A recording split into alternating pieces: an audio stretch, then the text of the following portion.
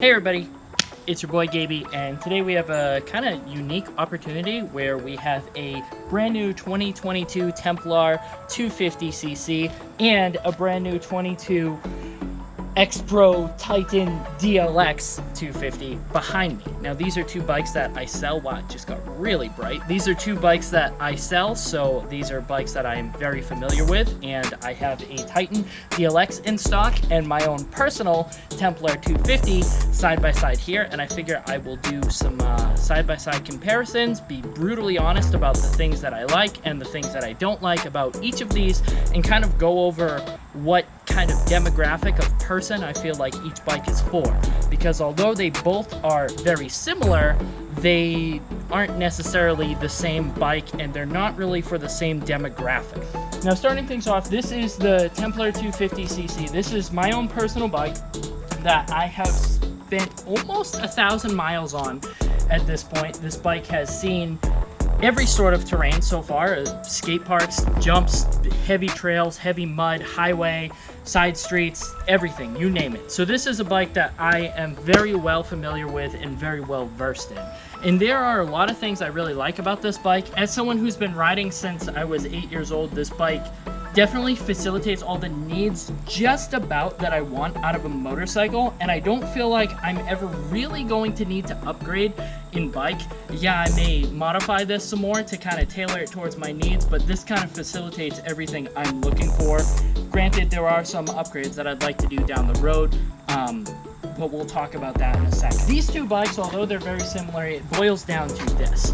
The Templar 250 is a better motorcycle if you are looking for someone who is to ride extremely aggressive. If you're looking for a bike to do freestyle motocross with, if you're looking for a bike that you can take to a skate park and do really large jumps and do bigger stuff, if you want to do FMX, stuff like that, if you want to turn this into a race bike that you can also take on the street, I feel like this is a better option. This bike doesn't have a lot of the amenities that the Titan 250 has. This bike doesn't have passenger foot pegs. It's a little bit louder. The dashboard is a lot more simplified. You know, if you click it over here, it shows you your miles, it shows you your RPMs, it shows you how fast you're going. It has a shift indicator. It has everything that you need, but it's a little bit more simplified. It also has like a snowmobile or a jet ski key, where the Titan has a normal motorcycle key. And it kind of boils down to this. This is the whole theme of what I'm going to talk about, is the Templar 250 is a dirt bike that you can ride on the street, and the Titan 250 is a dual sport motorcycle. You know what I mean? So you can take this on unstoppable trails. You can do pretty much everything that you can do on this, but this one is definitely more focused around being a motorcycle, and this one is more focused around going to the X Games, but also you can go to 7-Eleven and get an energy drink after you do a big jump or something. Okay, so you guys have heard me talk about the Templar quite a bit. Some of the differences between the two is that these have more of a freestyle motocross style bars. These are very similar to like pro taper bars, where you have this big thing so you don't knock your teeth out right in the front, where the Titan has more of a dual sport motorcycle bar right here. So yeah, you still protect your teeth. However, these are a little bit higher and it's got a little bit more of a relaxed bend. I know there's a term for it, but I can't think of it right this second. It's got a little bit more of a angled bend, so you sit there and it's a little bit more comfortable for long hauls. The Templar isn't as comfortable. These are very similar to like mountain bike bars or just full-on dirt bike bars, which are great, especially if you're gonna do like tricks that go, you know, over the bars. That's awesome because you're not gonna get your feet in the way. And then there's plenty of room if you want to put the levers on there. You want to get really serious and put like kiss of death levers on there. There is room to do that. Where this one, there isn't room to do that because this isn't tailored to doing backflips. This is tailored to having a nice time and enjoying your life and not dying. On my bike, I run one mirror because that's personal preference, but I do have a slot for the other mirror, and the other mirror I actually turned into a 360 GoPro mount, as you'll see right here. So I only run one mirror on mine. This bike has a compression lever where the Titan is choked. So there's no choke on my carburetor. It's a compression lever, so you hold that down to start it when it's cold, which is, it's just more aggressive. It's just more of a straight up dirt bike thing. The exhaust on this is a little bit louder than the Titan. This one, it is smaller, so it's more tucked up. It doesn't have as much weight. And my rear shock is a lot more aggressive. Now, I like to jump over stuff, so I have put the compression of my shock a little bit more aggressive, and I'm actually gonna go up because I was here in our backyard skate park and I jumped over something a couple days ago, and if you come around here, you can see that I scrape the inside of my muffler right there. So I do have to tighten up my shock a little bit more. Something I don't necessarily like about this is it's really hard to take this seat off. There's a 10mm that's underneath, and the way that your battery sits, your seat is really placed on top of your battery, so the connection points are a little bit frayed on mine.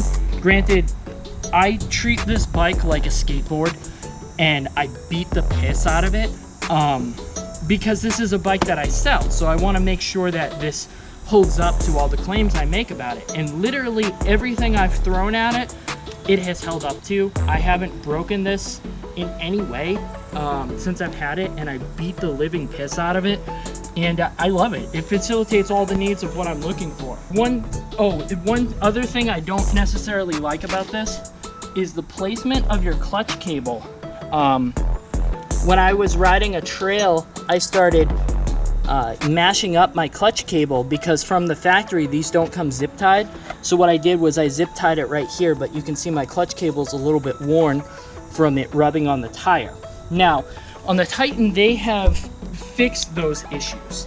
Notice the difference in frames. So the Templar 250 has a frame that's more designed for jumps. You don't have a lot of protection of your engine, so this isn't really like, you can do trails, but the protection zone isn't as great as the Titan. Also, you have a bottom mount drain port for your oil, so your drain plug is directly under. This is more tailored towards being a dual sport motorcycle, so going out on big trails and stuff like that. It has a off-center drain plug, meaning it's like right here. It's a 24mm drain plug. That means that underneath here it's super protected, and you can see just the difference between the two of how protected your engine is. So you can easily go over big rocks and big trees and stuff like that, and this is definitely more tailored to be on aggressive trails. Both bikes have adjustable shocks and forks. However, if you look over here, the shock on this one has a lot more travel, it has a lot more give, and it's just a lot more comfortable. So you'll be able to go on longer hauls with more enjoyment and less fatigue. This also has a significantly thicker seat. It's very, very comfortable to sit on as opposed to the yoga mat that you get on the Templar. Now we're gonna be moving soon, and I am planning on cutting out my rear fender and shaving my seat because where we're moving to is it's a lot more common to do freestyle motocross, so there's more jumps around, but you can easily cut this and shave the seat, no biggie. However, this one it's more designed to just be how it is, and you know, it's nice and comfortable, and it's significantly longer because this facilitates a need that I wish was on the Templar. It has passenger foot pegs. One of my favorite things on this life, on this earth, is to ride motorcycles with my wife, and she has her own bike, but I love to go for rides together with her. And unfortunately on the Templar that's not something we can do because it doesn't have an appropriate subframe for passenger foot pegs. It would throw off the center of gravity, it just wouldn't be good. This has a really cool subframe where it's got mounting points right here, and I'm tempted to order a subframe from one of these and maybe change over the subframe on the Templar at some point so I can have passenger foot pegs on mine. I think that's pretty cool. Gearing is exactly the same between the two bikes. I really like the front brake on the Titan. It's like ridiculously responsive. It's got like a millimeter of travel. You have a lot more of a contact zone as opposed to the Templar. Here's my front brake over there.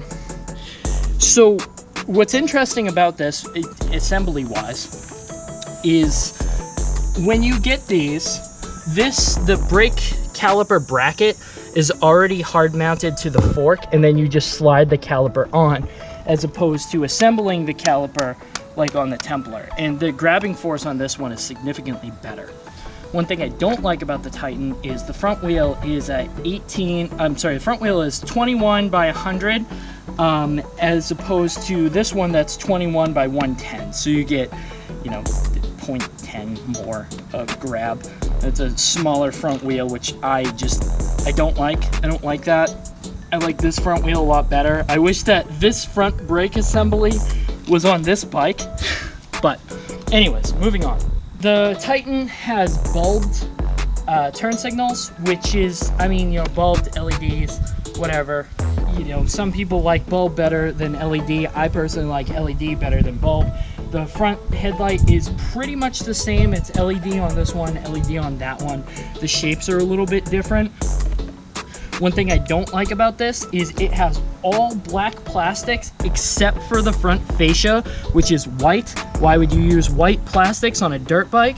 Because I literally built this bike yesterday and it already has dirt right there. Why? That drives me insane. Stop. You have reflectors on the side of your forks here, which is, you know, more motorcycle-y stuff, which is kind of cool. The dashboard is a little bit more in depth on this one. I can start it up for you here. The dashboard's a little bit more in depth, and when it's nighttime, this lights up green. You can see your turn signals show up there. Your high beams show up right there. You can do stuff on it. You know, it's just a little bit more motorcycle focused. Also, your ignition is hard mounted to that, and you have a normal key like a normal vehicle as opposed to like a jet ski key. Both bikes have a really cool feature where if you want to start them, you have to hold down the front brake, which I think is a cool feature that a lot of modern bikes are doing. Now the exhaust system on this one is pretty cool. These come standard with like this champagne kind of rose quartz colored exhaust, which I think is really nice, and it's a little bit quieter than the Templar. I would say by like one quiet point, it's a little bit quieter. I'll start it up for you right here. Hold down the front brake.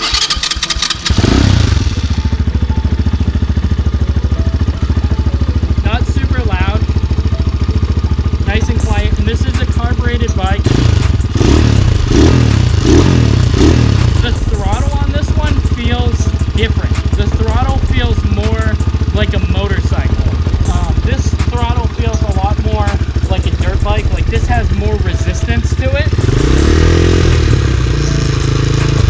If that makes any sense, if you've ever ridden a motorcycle before, it feels good. I'm not saying that this one feels bad. I'm just saying that this one has a different feel.